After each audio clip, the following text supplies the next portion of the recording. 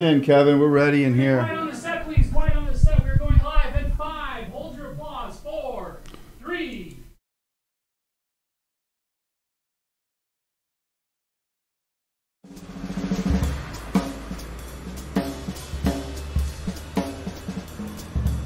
It's Argus Hamilton's Comedy Store tonight.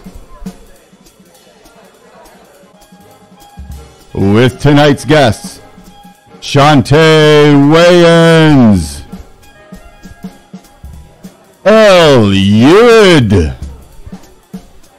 And now, live from the bowels of the world's greatest comedy club, it's Argus Hamilton's Comedy Store tonight, starring Argus Hamilton.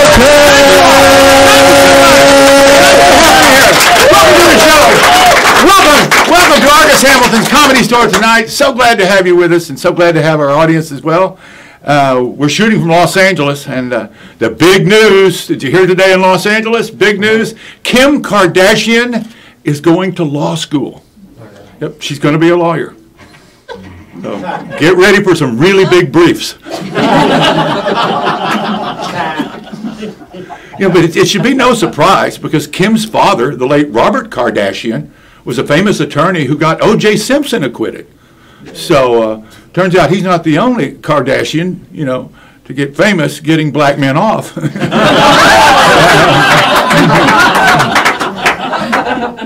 Meanwhile, that's right, balls of steel. I know you admire them. Summer's coming to Los Angeles, and I notice we're already starting to get all the warnings about getting too much sun, the effect on the skin. Do you know, I found out, it's ironic, it's the fair-skinned Irish who invented the world's finest sunblock. They're called pubs.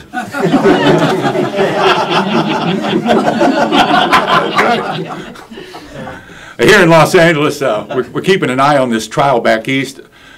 Full House star Lori Loughlin pleaded not guilty yesterday, and to bribing a USC coach to get her daughter a cruise scholarship. And Lori could get 40 years in prison. But, when they send her up the river, her daughter can row her there.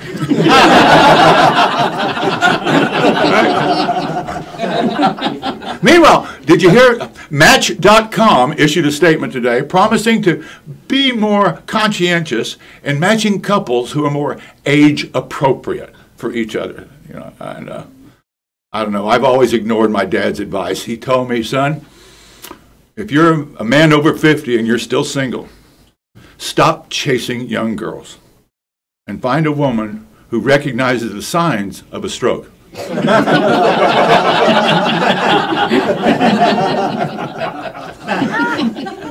By the way, parenthetically, we want to extend our good wishes to the people of France and all over the world, upset, of course, by this horrific fire that burned much of the Notre Dame Cathedral in Paris. And we extend our best wishes. Everything has changed, of course, by now. Quasimodo is now the hunchback of the Holiday Inn around the corner.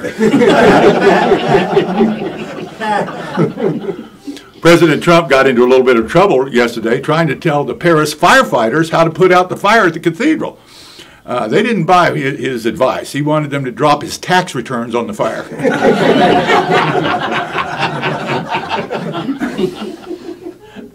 But, the French firefighters, who were they to talk? It took the French firefighters 2 hours to get to the fire. But, under socialism, a 2-hour lunch break is a 2-hour lunch break. Speaking of socialism, Bernie Sanders had a town hall meeting last night, and he proudly proclaimed he's a millionaire, and he said he got it from his best-selling book. As a matter of fact, just yesterday, one of his socialist fans went into an Iowa bookstore and asked the bookstore owner if he has Bernie's new book. And the bookstore owner says, sorry, sold out. And the guy said, that's the book. Do you have it in paperback?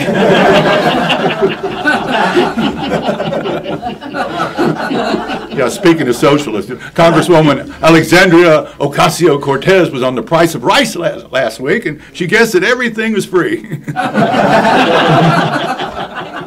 Anyway, a new study, get this, a new study says that 28% of millennial men cannot find a woman to have sex with because of the low supply. And it's not going to get any better now that Tiger Woods is sexually attractive again. That's right. Tiger Woods, great comeback. He won the Masters on Sunday, and he got a really nice tweet from President Trump. What a story, you know. He never let his marriage-wrecking sex scandals affect his golf game or his rise to the top. And neither did Tiger. I mean, it was just amazing enough that Tiger was able to win at his age. He's getting up there. I don't want to say Tiger Woods is getting old, but the last time Tiger picked up a pancake waitress, he was there for the early bird special.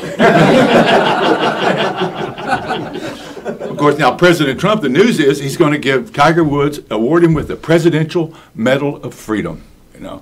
And they're close friends. They play golf together in an annual charity event down in Florida together every year. All proceeds go to the Boys Will Be Boys Club of America. Meanwhile, in Chicago, rapper Lil Pump gave a motivational speech to a Chicago high school last Friday. Yeah, he advised everyone to aim high. You know, they always account for the wind.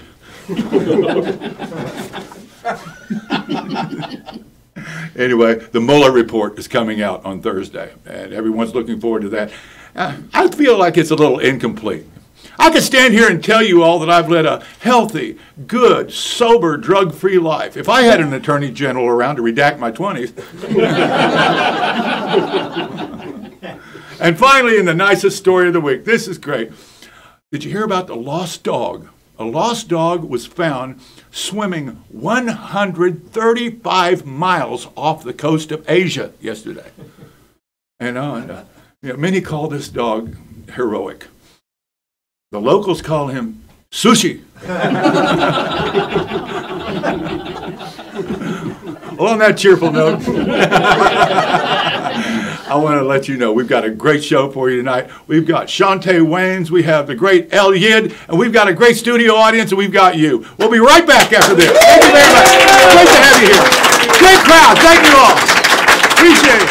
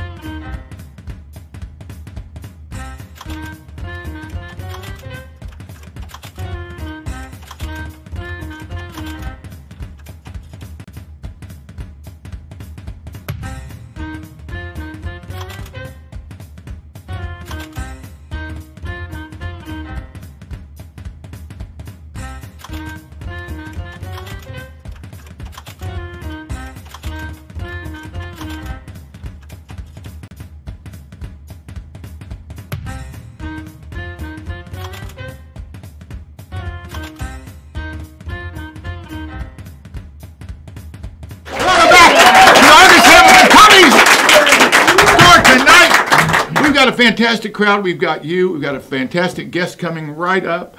But I just want to thank all our viewers out there. Our show's been going a few months now, and believe it or not, we've just drawn our first viewer mail. And so I'm going to read about 3 of them. Is that cool with you all? Yeah. See what we've done? All right, here we go. Our first letter comes to us from the Julia Tutwiler prison.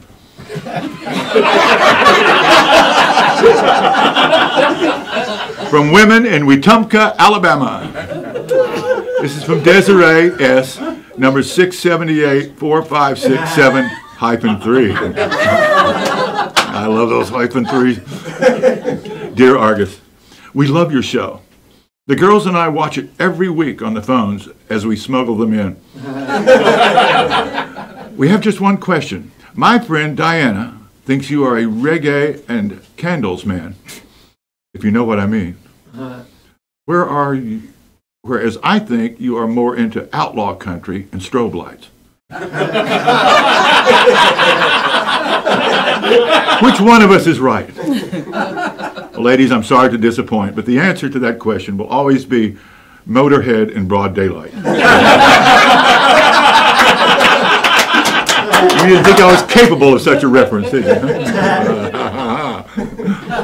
She says, P.S., they moved my release date back again, frowny face.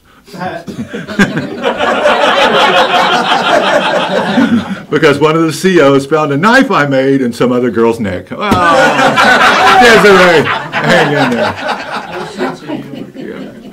You're going to love Lori Loughlin.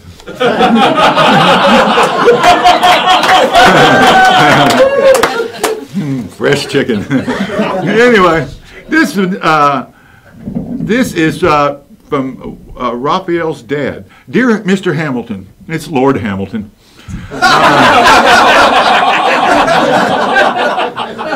Commoners. Anyway, 3 weeks ago, I took your advice and registered with the Bank of Congo. Now I'm in an uphill battle with the IRS that my lawyer says will be a 3-year trial. All my assets have been held as evidence by the FBI. Even my pet rock, Raphael, has been seized during the investigation, whom I raised from a pebble. My wife left me after the police wouldn't stop harassing the house. The kids won't even return my calls. But I love the show. What else matters? The episode with Mark Maron had me laughing out loud. KUTGW, keep up the good work. Yours in comedy, Raphael's dad, Steve. That was very nice, Steve. And finally, dear Sexy Argus. Maybe in the late 70s. I had my moments. I want to thank you for your involvement in the Meat Cannon Barbecue. It was a blast.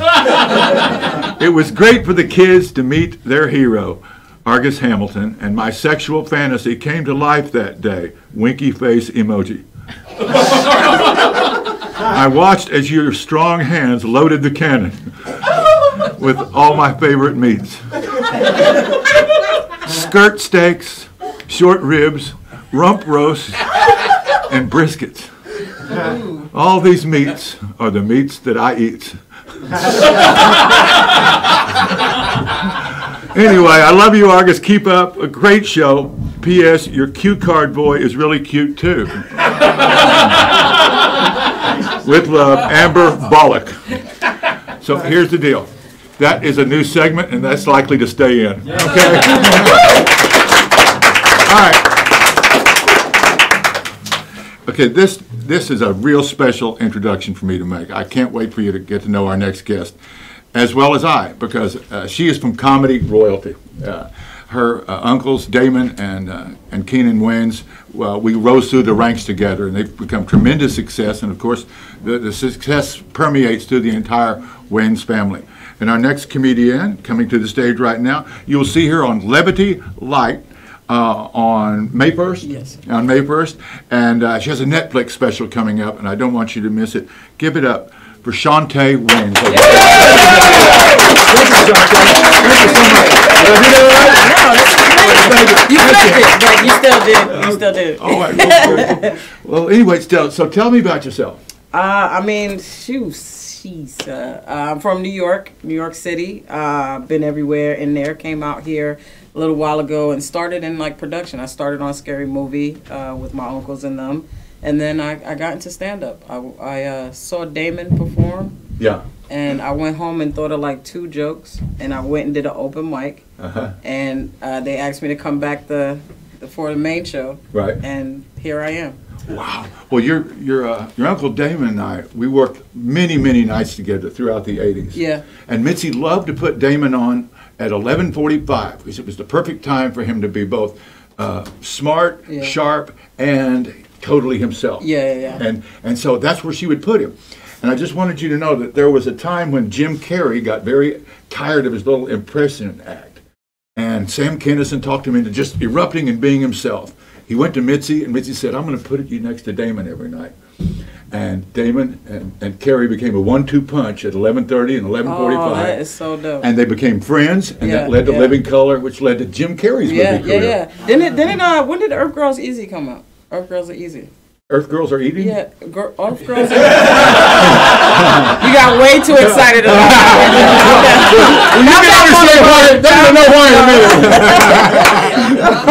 Did no one seen Earth Girls Are Easy?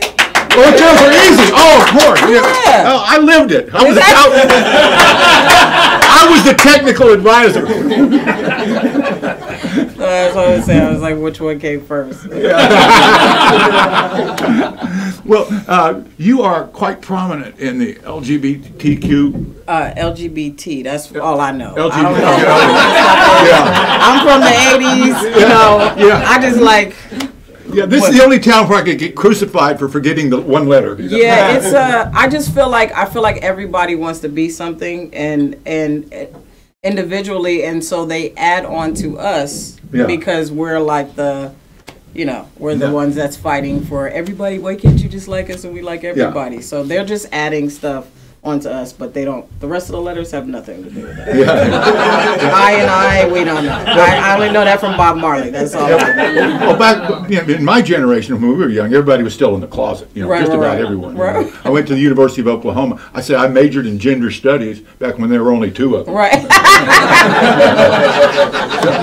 So you came out at how soon? Oh, I came out. I mean, I was out at like 2, but to myself, no. I spent too much time with Barbie and not with Yeah, exactly. I came out probably like 16, 17. I grew up. My grandfather was Jehovah's Witness, so it was very hard to try to come out at that time. Oh my gosh, because you already knew like how you felt and all that stuff. So I uncomfortably wore dresses for quite a while. Did you date guys? I did. We did a lot of basketball dates. And we did a lot.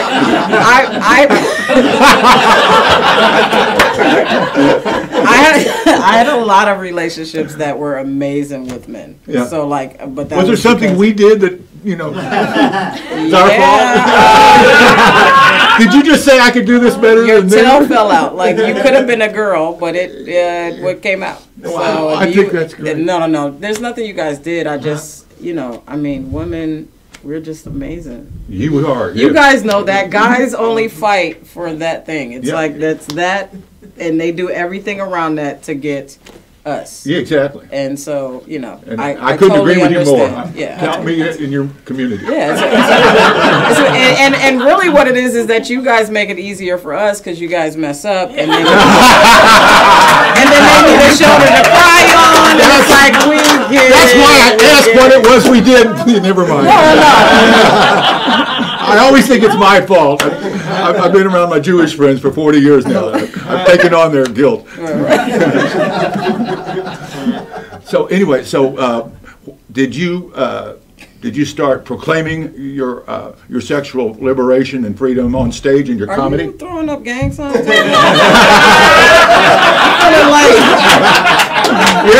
What is this means restricted country club 4 o'clock. Don't tell the minorities. Oh man! Yeah, no, I'm sorry. Wilshire, just west of Whittier. I was so nervous with that. I forgot the question. Did you come out early in your career on stage? Oh yes. With your material and stuff. Yes. I thought it was very important for me, especially with identity and suffering never having a voice or feeling like I never had a voice. Right. So when I came out to my family and I was able to let that go, I felt like that was one of the things that I needed to touch on on stage. But I always had the mind, like, I understand both sides. So, like, in the straight world, like, I get certain things that was happening because I grew up in a generation where things weren't what it is today. Right, you know what I mean? yeah. So I always understood both sides, and so that's how I brought the LGBT in my Exactly, comedy. because I was going to share with you, in my generation of comedians at the Comedy Store, Right. we had a sensationally beautiful gay woman, Lois Bromfield, who was a tremendous comedian. I gotta look her up. Yeah. She's in Germany. She's happily married. Oh, okay, all right. But anyway, she stayed. Describing her and stuff, he's like, yeah. I mean, but my point is that she stayed in the closet on stage, Right. And as a result, she had Warren Beatty chasing her all over the town, and there's just no way you could tell Warren. Right. That's But so she just remained elusive, and to Warren, she'll always be the one that got away. He doesn't know why. I think it's important. I think it was important for me. I think it was important to look how I look and do all those things because there's people out there that struggle and commit suicide and do all these things. And so if I can touch one person in the audience, then I've done my job. Yeah, exactly. I've saved one person. What could be more glorious than encourage people to be themselves? Exactly. Proclaim their rarity. You know? And it's easy to get dressed. Like, to show my breast and all this stuff. Yeah. You know what's funny? I actually, so I did CBS Diversity, and somebody recommended that I go and show a little cleavage. You know, they said if you want to perform and stuff like that. It's really serious. But had somebody been Les Moonves? No, but honest question. No, but they directed me to just be a little bit more sexy. And the funniest thing to me was I walked in trying to show cleavage, but I had on the tightest pants that I could find in my men's size. And I walked in showing my cleavage, and I walked in and knew everybody in the room. So they're all looking at me like, who are you right now? Like, so now I'm sitting there, I'm like, hey, what's up, man? You know what I'm saying? What's up, man? It's I'm like trying to hide these things. Driving us crazy wondering what they're like now. Right. It's the most uncomfortable feeling. So, what do you like to talk about on stage now in your act? Really just life and my journey and, coming from like my alcoholic struggles and my family. Oh, you're alcoholic? I am too. Yeah. Sweet. Yeah, good. No. But just any. In general, like I've just been branching out to everything. I don't like doing politics. Right. I think enough people do it, and I don't want to spread that. So. Well, and also just investigating yourself and what you learn every day is material in itself. Exactly. 'Cause you change every day. So your outlook changes every day. Exactly. So does your material. Exactly. So what's the latest thing you've learned? Latest thing I learned? That you can share on stage, or that you do share on stage? Don't drink and drive. Don't drink and Yeah, that's right. As a good gasoline's so expensive now in LA. Right. Charlie Sheen's begun remaining at the scene of the accident. Well, look, I want to find out more about you and find out what you're going to be talking about. In the near future. Well, please do. Like I said, we have this. I have my first half-hour special coming. Netflix. Tiffany Haddish produced it, and so it's she gave an opportunity to like 6 comedians that been doing it for over 10 years at least, who never had the opportunity. Now you started 15 years ago opening for Damon, didn't you? Yeah, I started. That was like. That was a horrible thing to do, by the way. Really? I mean, he drew huge crowds. He was right on this ABC That's sitcom. why it was horrible to do. Really? Yes, Damon took me and Lil Damon on the road like 2 weeks after we did stand-up. And oh, no. And we had like 2 jokes, and I went up there, I bombed. Lil Damon got a chuckle, and then... I think it was like a review that was like, they can't be a Wayans.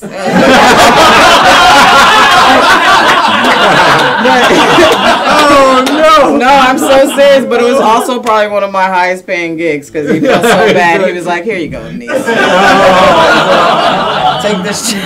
Oh, God. I mean, it should be a sin to push beginning comedians in front of huge crowds like that. But it also put strength. You know, it's like a brave thing. It's just like to go from open mic with 3 people to arena. It's like, and once you've been with that, three people are never going to scare you again after you've gone through that. No, they still. I felt like it was the 3 people watching me in the front as I'm bombing. I was like, I know those faces. Well, if you're like me, you kept bombing till you're bomb proof, and I know you are. Yeah. Thank you. Give it up for Chaunte Wayans.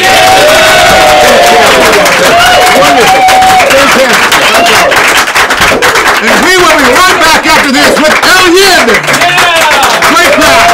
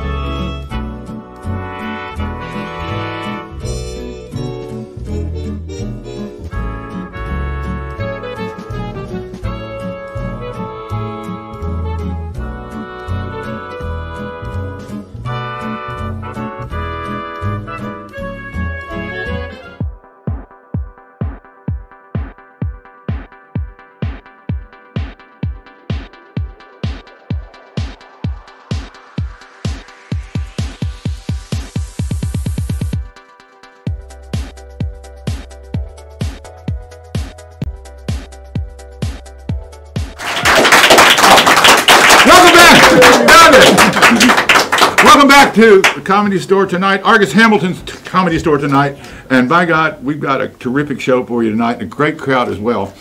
Before I introduce our next guest, I want to do something I love to do each week, which is cater to my sponsors, okay?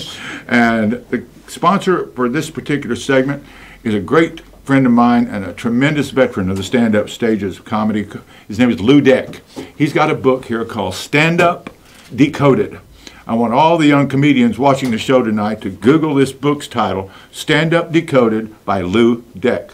You will not only see a career, a life, and a tremendously illustrated book of him moving through the comedy ranks for the last 43 years, but this guy can teach you how to do stand-up, how to be a stand-up, how to live the life of a stand-up comedian.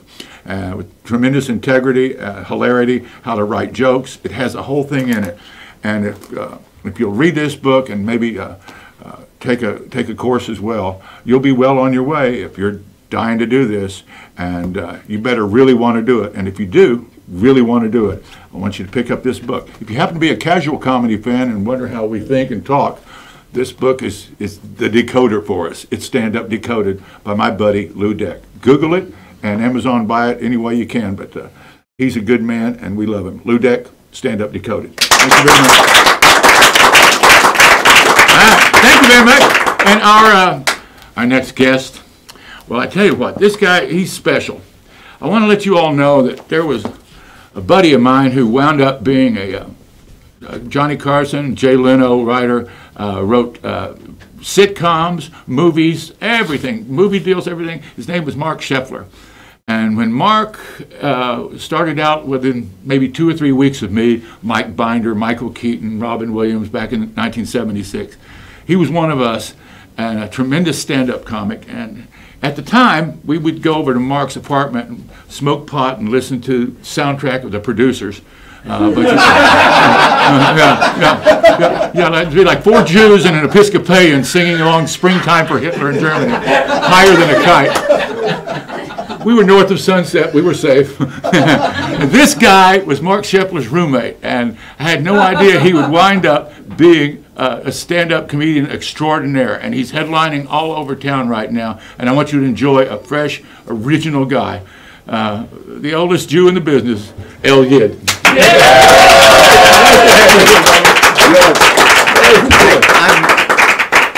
can't believe it. I look at you now after all these years, and you're still the most Gentile person I've ever met. I met you, I said, who's this guy? He wears like tennis sweater underwear or something. That's right. How are you? Man, I'm feeling terrific. Whenever I see you, I feel like we're 24 years old again. You know? I'm not so well. How are you? I'm not so well. No. No, I'm going to be 70 on my next birthday. No way. Yes, 70 years old. So lately, I've been starting to, worry about my health. No. Yes. Yes, because in my family, cardiac disease doesn't just run, it sprints. So I call my doctor and I look on the internet and then I learn some interesting information. Yeah. In men over 65, 97% of all heart attacks happen during manual labor, strenuous sex, or vigorous exercise. Manual labor, strenuous sex, vigorous exercise. Yes, 97%. Wow. Right. That's the bad news. That's the bad news. Yes. What's the good news? Good news is I have only a 3% chance of having one.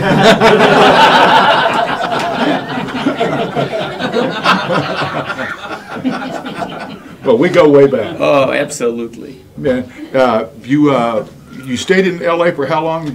I still stayed. I stayed with him. I was there with him when, you remember Lenny Schultz? Oh, crazy Lenny Schultz. The Meshuggah, Lenny Schultz. Does anybody know who he is? You know who he is? He went absolutely nuts on stage with a He whole... was a big guy, was a gym teacher in New York, but also a working comedian. But he was nuts. He would just, rub food on himself. But he was good friends with this guy Scheffler. So Lenny, in the morning, he'd read a newspaper. He was completely naked, reading a newspaper. And I walk out of the room to get some coffee, and I hear... I'm looking around. I don't see a chicken, and he's... I figure maybe he's lying to make eggs for his own breakfast. I don't know. He wound up being the star of Laugh-In. Laugh-In. He stayed with Scheffler during the Laugh-In days. Ah, well, those were great days. It was amazing. We smoked a lot of pot there. Yes, too. We did. Yes, we did. Did you partied with us some? Well, it wasn't very kosher of you. It is now. It is. Really? Let me tell you. Mexico City. I was in New York City. Yeah. I didn't get back much. I was in New York City this past December for during the Hanukkah season, and I don't know. You're a history buff. I don't know whether you know that it's also Hanukkah is also the festival of lights. Yeah. And it's the celebration of the rededication of the temple in Jerusalem when the Maccabean revolt defeated the Seleucid Empire. Yeah, that's the only time Israel ever had any oil. Exactly, and and Dick Cheney's not going to invade you over 7 cups of it. So anyway, there's a big rumor that the guy Judah Maccabee, who was the head warrior guy, he's in Jewish mythology, he's rumored to have kept the temple lights on the menorah for 8 days on 1 drop of lamp oil. That's right. Yeah. I'm the Judah Maccabee of cannabis. Well.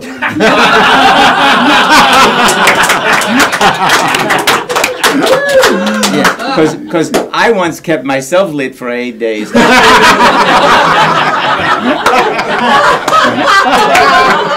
On 1 drop of hash oil. And I promise you that's no rumor. But today, it's amazing. It's like, I can't believe that I came from a time when, like 50 years ago, I ran from the police in Central Park smoking a pinwheel joint of Colombian, and now I'm in a store, I buy my stuff with a credit card. That's crazy. Yeah, we used to chop it with a credit card. Sure, depending on... Well, that was you with your Schneeweiss. This is a guy, wait, no, I know he's a good man, this is a guy you take him for a ride in the car around here, he opens the door, tries to snort the lines off the Santa Monica freeway.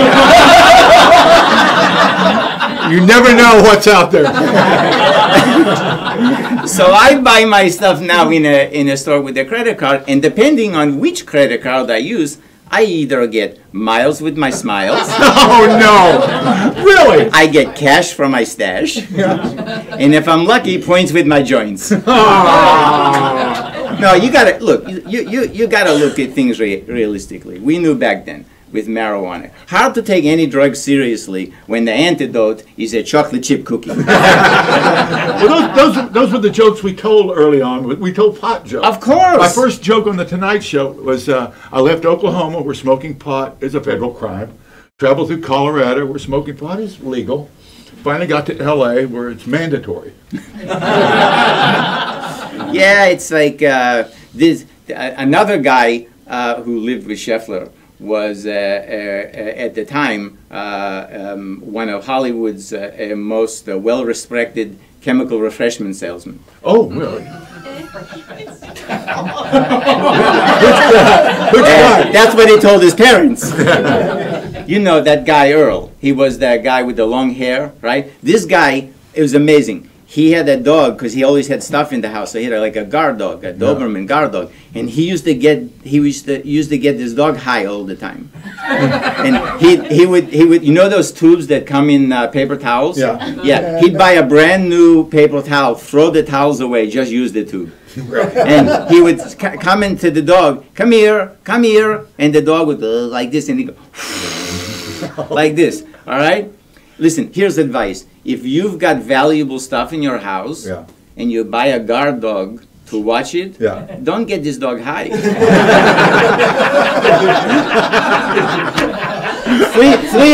o'clock in the morning, we hear a noise by the patio door. Someone's breaking in. The dog's in the corner like this. We run out and we go, get him! And the dog sits up and goes, bow fucking wow. It was Petco just had a survey of millennials, and they said, they're about to have their first homes, and the survey said, would you rather have a dog or a cat? And they said, well, 60% preferred a dog, 40% preferred a cat. So I gave some advice to millennials one night. I said, a dog is man's best friend, okay, young people? But a cat will never lead the police to where you hid your cocaine. I love these millennials. I see them in the clubs all the time. Yeah. They're an interesting. I do because I'm not a millennial. So I see them. They're most of the comedians, and a lot of the audience are millennials. So they're to me, they're like an almost fearless generation. Almost fearless. Almost. I say this because I'm the father of 3 of them and the grandfather of no one. You want grandkids? Well, I'd like to keep it going. Last year, right around this time, I went to my first millennial Seder. Really? Yes, a millennial Seder. Millennial Seder? A millennial Seder. It was really interesting. That's a Passover dinner. Yes, a Passover dinner. See, I got that On right. the first night of Passover last year, I went to a millennial Seder. It was really interesting. Instead of asking the 4 questions, the youngest person at the table just texted them.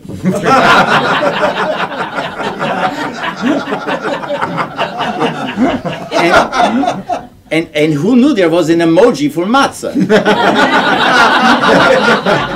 So did you see Moses coming down from Sinai and breaking the iPhone? That's the 11th commandment. The 11th commandment. Thou shalt not wear an uncovered iPhone. No. Well, that's the 11th commandment is don't be on your iPhone when your wife wants to talk to you. Oh, yeah. So this Seder was over in the Beverly Fairfax area. Oh, you know that that's area? A traditional Jewish area. Yeah, I don't like it there. No. I don't like it there because you hate to blend in. No, because for me it's like the Twilight Zone. Yeah, everywhere I look, there I am.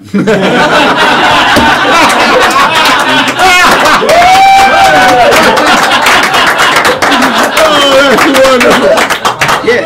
No, it really. I realized one day that it creeps me out. It disturbs me. It gives me the heebie-jeebies.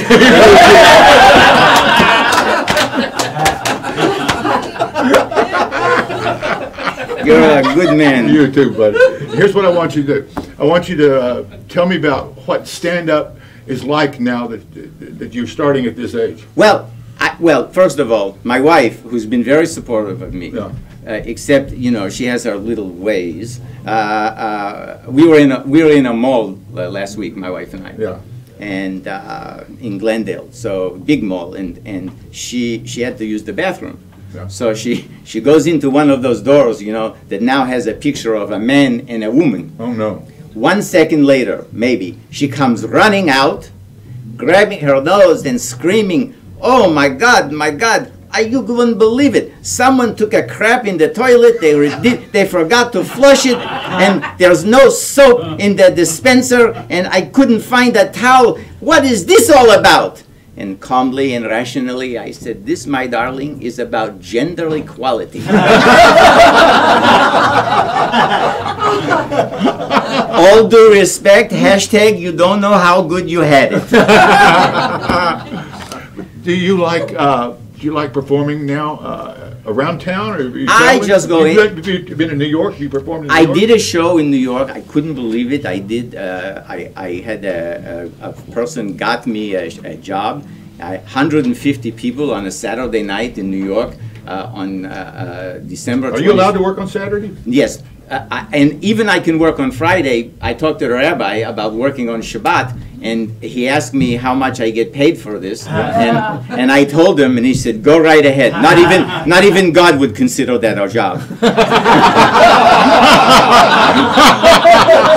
Oh, this is nothing. No, mostly here's my life. 18 months ago, I was a retired kosher chef with a very healthy 401k, with good investments and liquidity, and after I became a comedian, in only 18 months, I'm an unemployed comedian. I embarrass my family on a weekly basis. Isn't that fun? In front of strangers, and I do it all for a free meal I usually can't eat. Wow! But you get the laughs, and that's all that matters. Ugh. That's all that ever matters. I told my wife, and I work for my wife since I don't have a real job. So my wife hates flies. Nobody You really catch flies for your wife? No. But she's got this thing called the zapper, and it looks like a tennis racket. A bug zapper? Yeah, and she goes up. And first of all, my wife is a Colombian woman. Oh, as long as she's not German. No, she's a Colombian woman.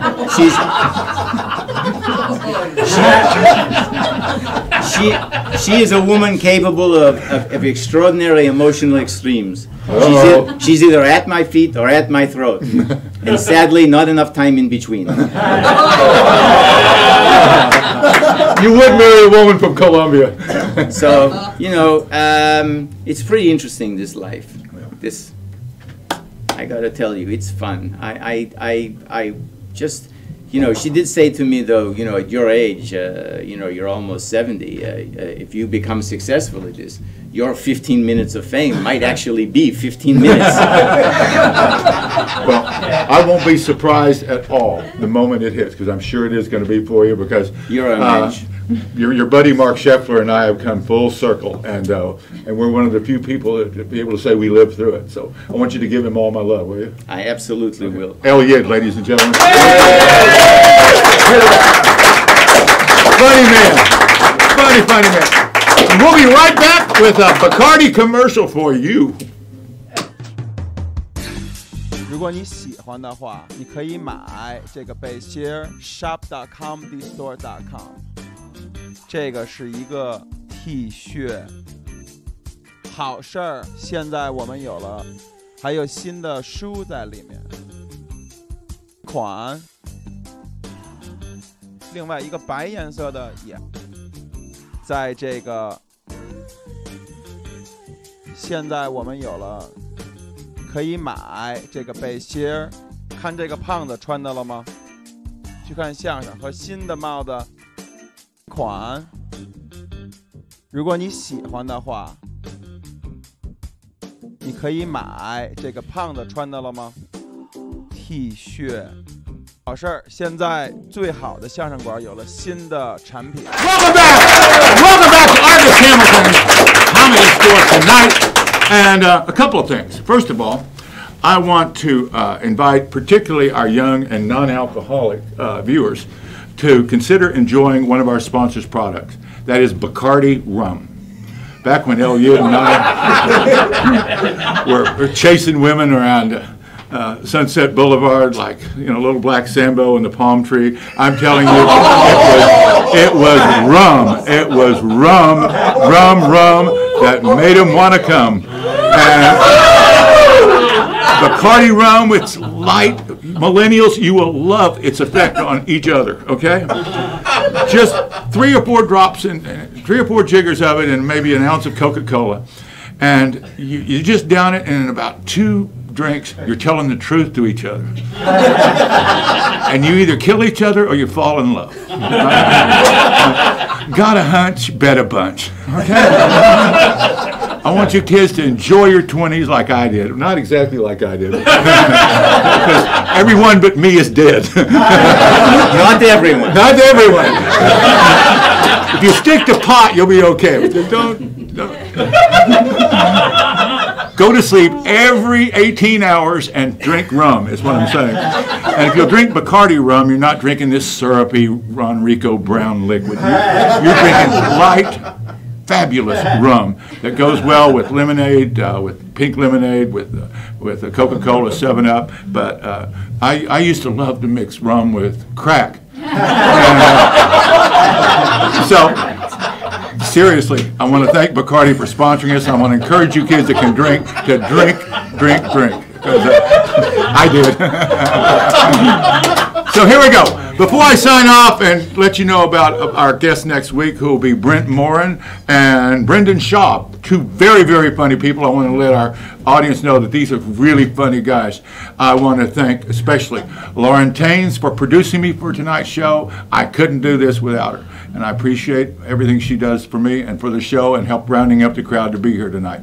I want to thank our crew, of course, Josh and Kevin, and of course, Brett, our director and everything. This show is really going places. We got big meetings this week, and I'll have more news about it this next week. So stay with us, because this show is heading to the top, and you'll say you were with us at the start. Thanks for being there as well. I'm Argus Hamilton.